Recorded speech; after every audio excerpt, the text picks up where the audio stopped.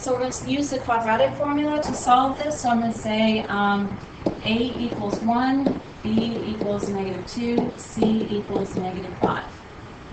All right, and I've got X equals opposite B plus or minus square root B squared minus 4AC all over 2A. And then I'm just going to substitute in what I've got. So X equals, I'm just rewriting it. So what's the opposite of -2 would be +2. And then I've got plus or minus the square root.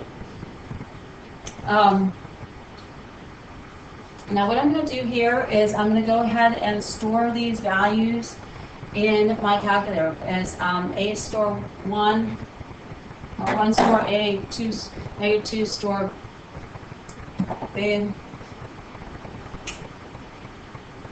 All right, so here we go. I'm going to do 1 store A.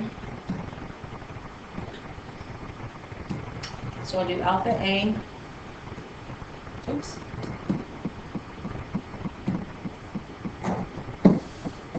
All right, so I'm going to do 1 store alpha A. Oh, that's a D. It's hard to see on this board. Alpha A. All right, so that means A is 1. And then B is -2. So I'm going to do -2 store alpha B. Enter, and then I'm going to do -5 store alpha C. All right, so you tell the calculator what all that is, and then I'm going to type in the discriminant. So that would be B squared. Oops.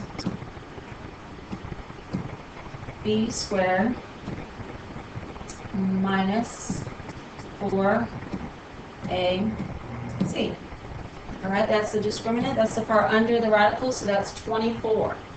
So I know that underneath the radical, the B squared minus 4AC is 24. All right, and then I've got all over 2 times 1, right? So 2 times 1, all right, which is 2. So I have X equals 2 plus or minus. Now the square root of 24, I need to simplify, and then I know square root of 24 is 4 times 6, and the square root of 4 is 2. So that would be 2 radical 6 all over 2. All right, and so then what I can do is I can reduce everything. I can divide both of these by 2. All right, this is 2 divided by 2, all right, which is 1 plus or minus, and then I've got, that's another 1 square root of 6. And so that is my final answer. X equals 1 plus or minus the square root of 6. Because these 2's divided out. All right, 2 divided by 2 is 1. 2 divided by 2 is 1. So this gives me a 1 plus or minus square root of 6.